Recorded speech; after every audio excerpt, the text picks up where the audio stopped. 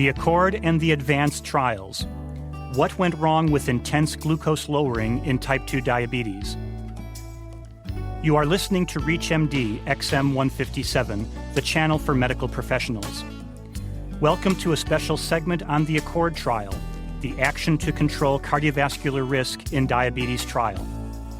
I am your host, Dr. Matthew Sorrentino. Joining me today is Dr. John Buse. Dr. Buse is the Professor of Medicine and the Chief of the Endocrinology Division in the Department of Medicine at the University of North Carolina School of Medicine in Chapel Hill, North Carolina.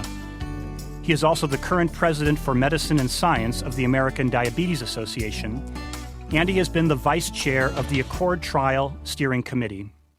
We have been eagerly awaiting the results of the Accord trial and the Advanced trial. Both of these trials studied the effects of intense glucose lowering in type 2 diabetes.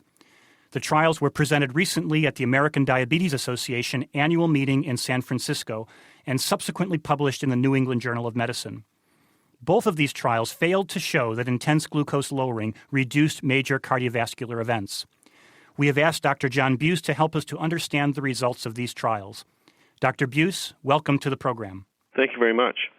John, let's start by going over the rationale for the Accord trial. Can you review the primary hypothesis of this trial?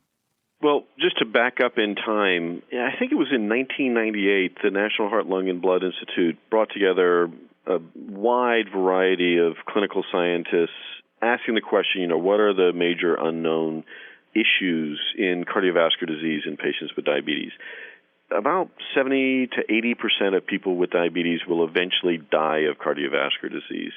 And the group basically recognized that there was very little, in a way, known about the interventions that are effective to reduce cardiovascular disease, particularly in 1998. Over the years since then, we've had pretty strong evidence that statin therapy to lower LDL cholesterol is associated with reduced cardiovascular events in patients with diabetes. The evidence with regards to blood pressure lowering is not quite as robust. But with regards to glucose lowering, there never had been a clinical trial primarily aimed at asking the question, does glucose lowering reduce the risk of cardiovascular events in patients with diabetes? What about the United Kingdom prospective diabetes study? Didn't that trial give a hint that glucose lowering had a cardiovascular effect? Right. So the primary endpoint of that study was a combined set of endpoints involving microvascular complications and cardiovascular complications. In that trial, which involved new-onset patients with diabetes, the A1C lowering was about 1%. The period of follow-up was over 10 years. And, they were able to demonstrate a trend towards a 15 to 16% reduction in cardiovascular endpoints as the secondary endpoint. And then there was a secondary randomization where they looked at overweight patients.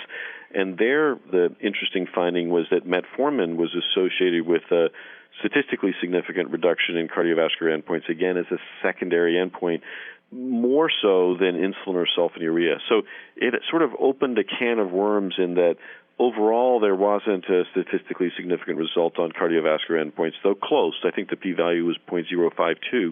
But in the sort of more robust results in the overweight patients really indicated that how you lowered glucose might be more important than what glucose level you achieved.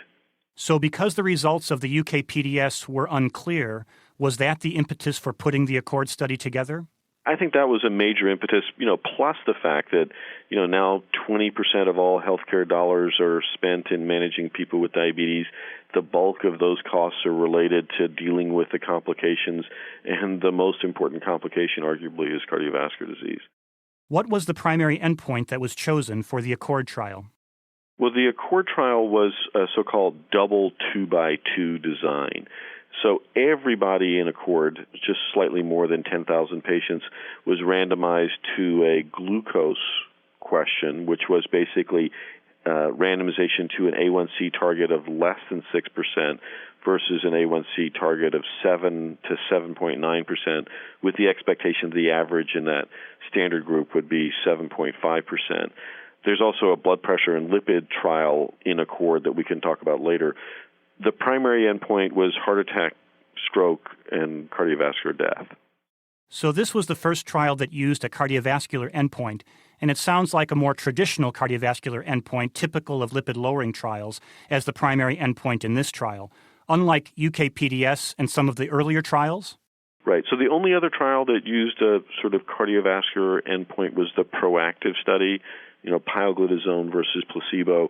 There, the primary endpoint was a much longer list of cardiovascular endpoints. So this is really only the second major trial to have, the sort of classic cardiovascular endpoints. As I recall, the PROACTIVE trial also included peripheral vascular treatments and events in the primary endpoint. So it wasn't just heart-related events in that trial. Right. So what was the population that was chosen for the ACCORD study? Was this a typical type 2 diabetes population, or was this a high-risk population? Yeah, this was a very high-risk population. So you could get into the trial if you were over the age of 55 with diabetes, but it had to be poorly controlled. So you had to have an A1C over 7.5%. You had to have 2 additional risk factors beyond the poorly controlled diabetes, or you had to have a known cardiovascular disease, and those patients could get in down to an age of 45.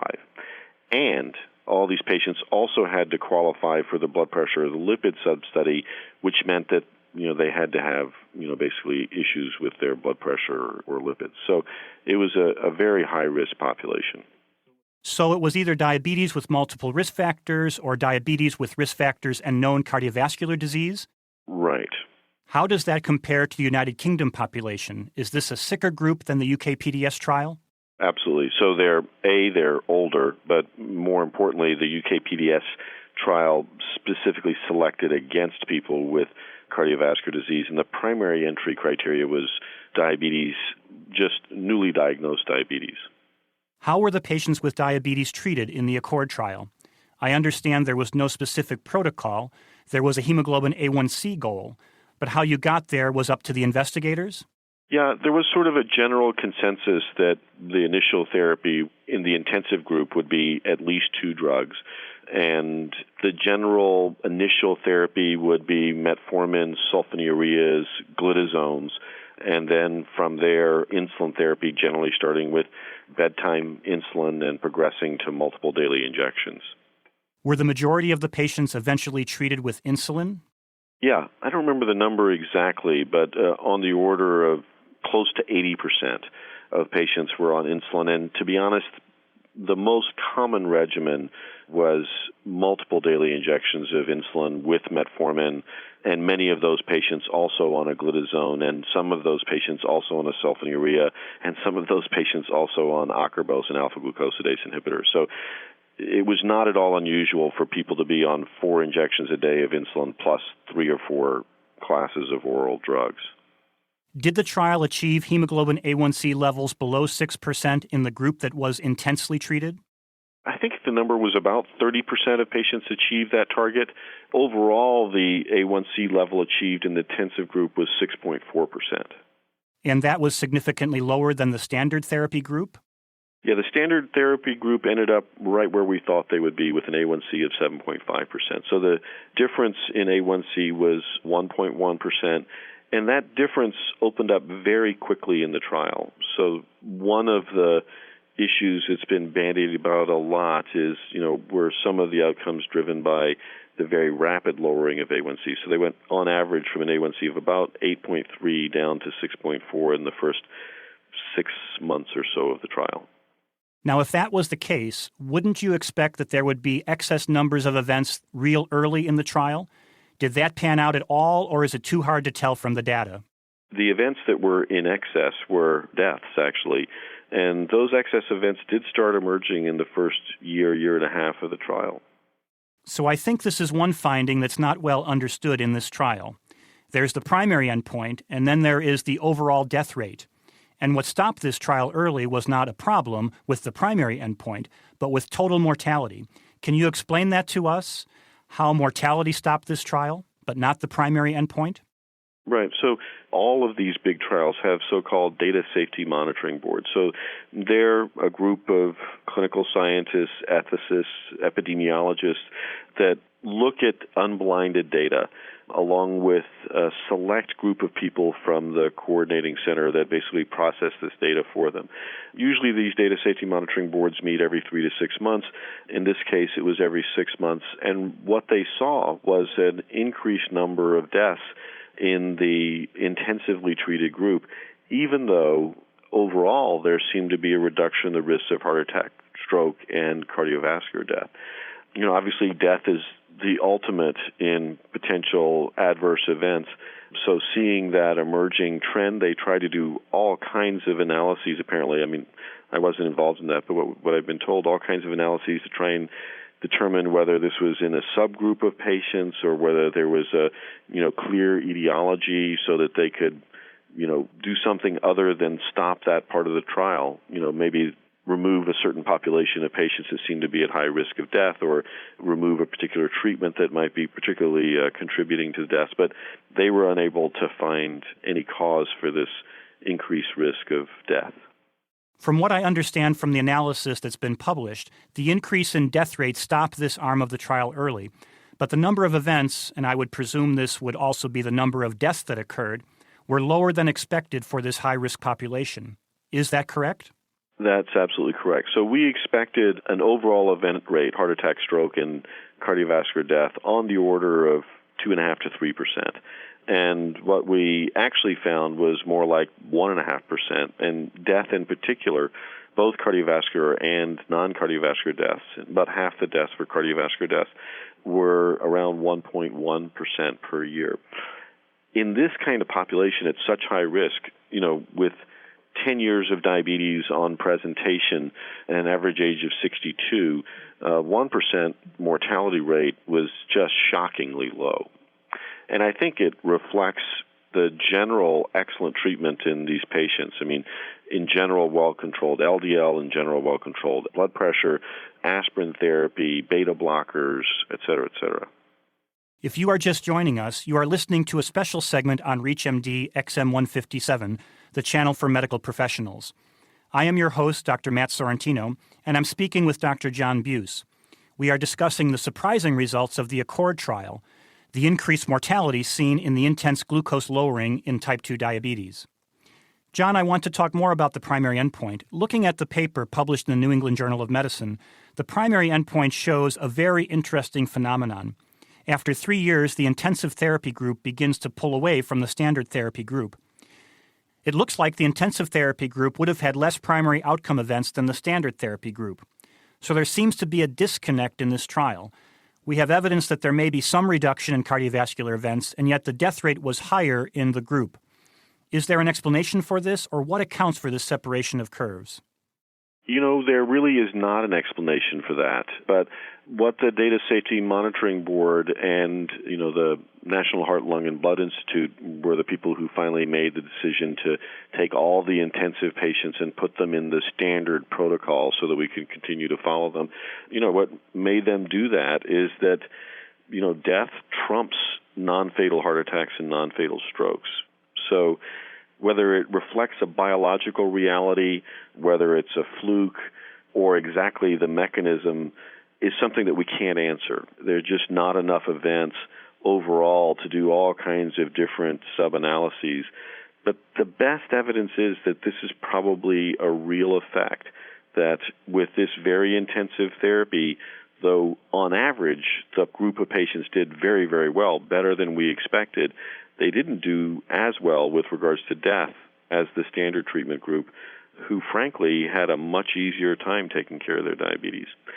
So to me, it's pretty much a no-brainer that at least with the technique of glucose lowering that we were using in this high-risk population, I think the correct decision was made to stop this trial because we were using a very intensive program that was a burden not only to the investigators and our staff, but to the patients.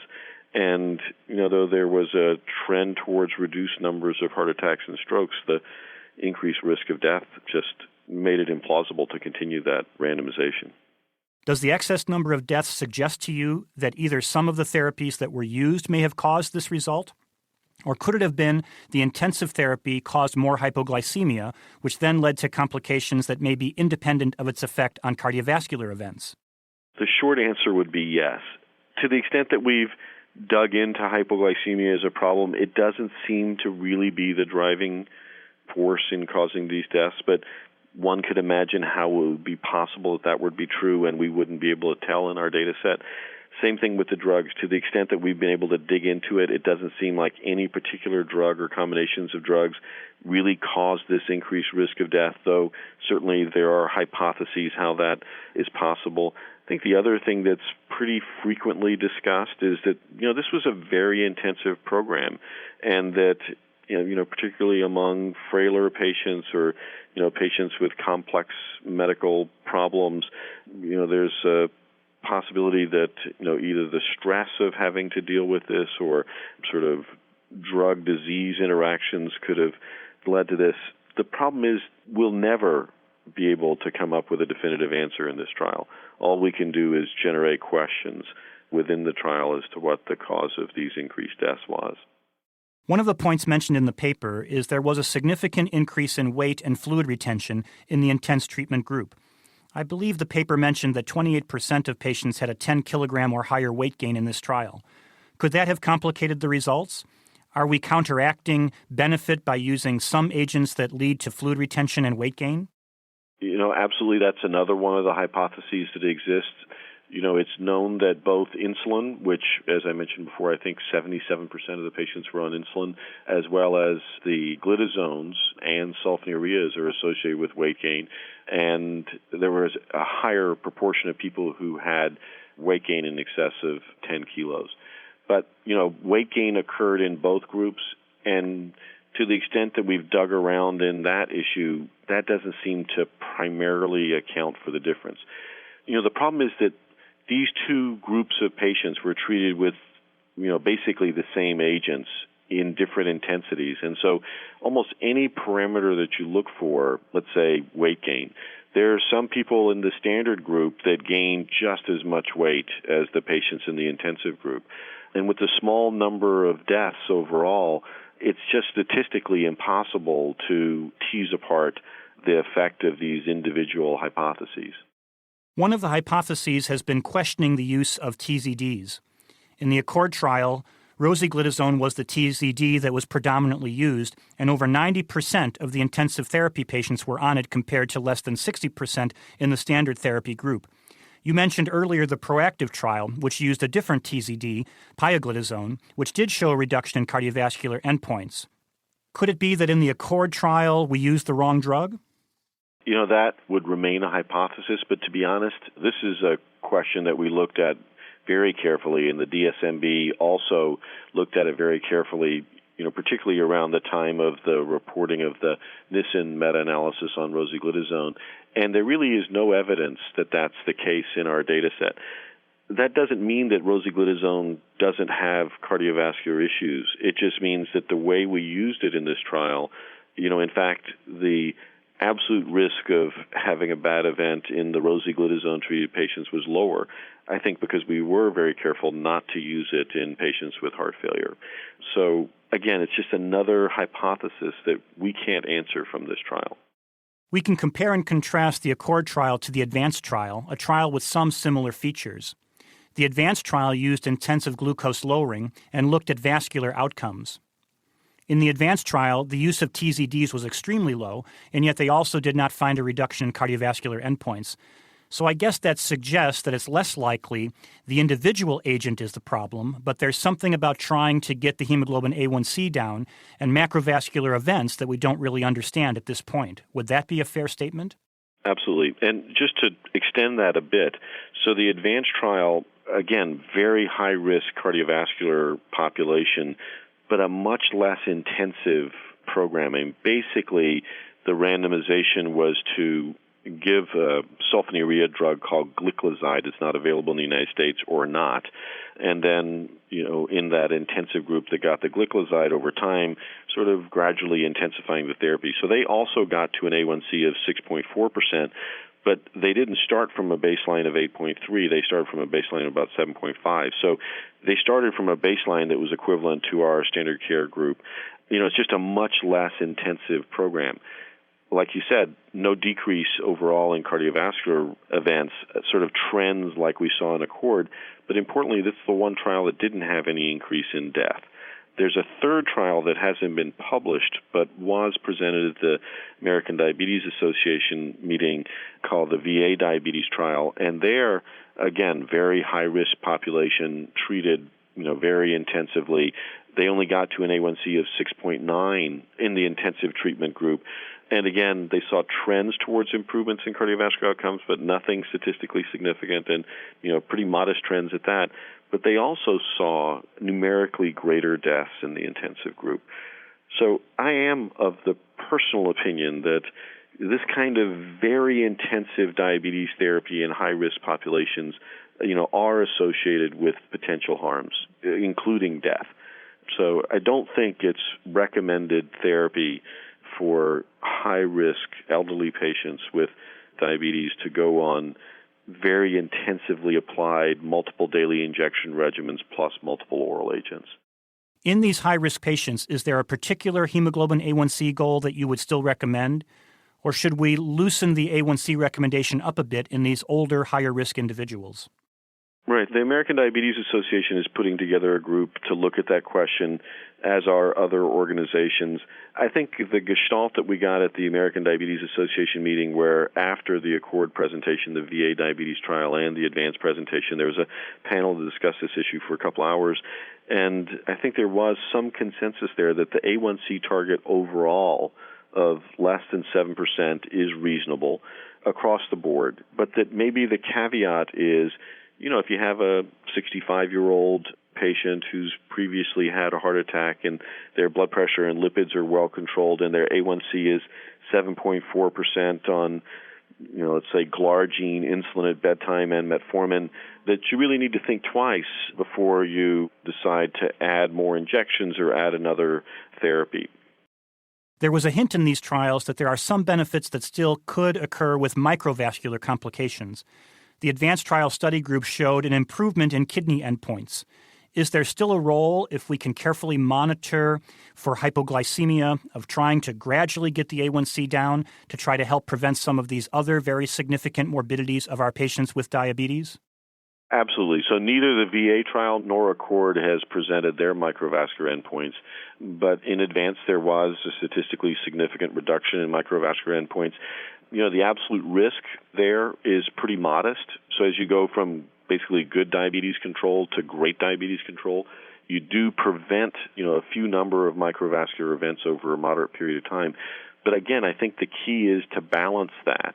And particularly in these older, very high-risk patients, the impact of having, some background diabetic retinopathy or microalbuminuria on sort of functional status over the next 10 to 15 years, which is sort of the best you could hope for with regards to life expectancy, is a bit questionable.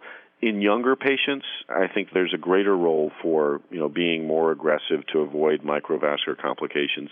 And certainly there's a need to look at these newer therapies that don't have the same risks of hypoglycemia and weight gain and fluid retention and those sort of things. So I don't know that the ACCORD Advanced VA trial results really apply to younger patients and to the newer therapies.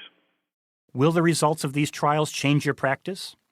I've always sort of been of the school of thought that, basically you treat diabetes with some balance, that, you encourage people to be careful with their diet, to get regular physical activity.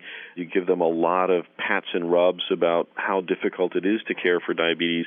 And if they're able to get their A1C down under 6, that is fantastic. If they are only able to get their A1Cs into the low 7s, that's good as well.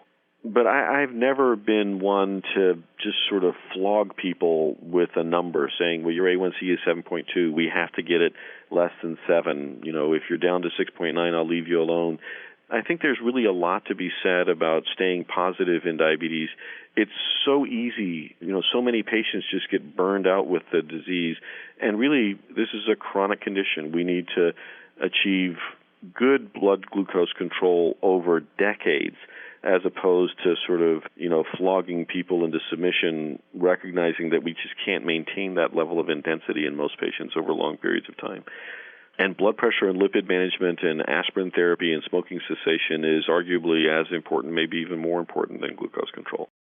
I want to thank Dr. John Buse, who has been our guest on ReachMD. We have been discussing the effects of intensive glucose lowering in type 2 diabetes, the results of the ACCORD and ADVANCE trials. I am Dr. Matt Sorrentino. You have been listening to a special segment of the Clinicians Roundtable on ReachMD XM 157, the channel for medical professionals. Please visit our website at reachmd.com, which features our entire library through on-demand podcasts. Or call us toll-free with your comments and suggestions at 888-MD-XM-157. And thank you for listening. This ReachMD program is featured on Sermo, a free online community exclusively for physicians. To discuss this program with your colleagues, visit www.sermo.com. That's SERMO.com. When you join, enter ReachMD in the promotion box to receive a $15 Amazon gift card.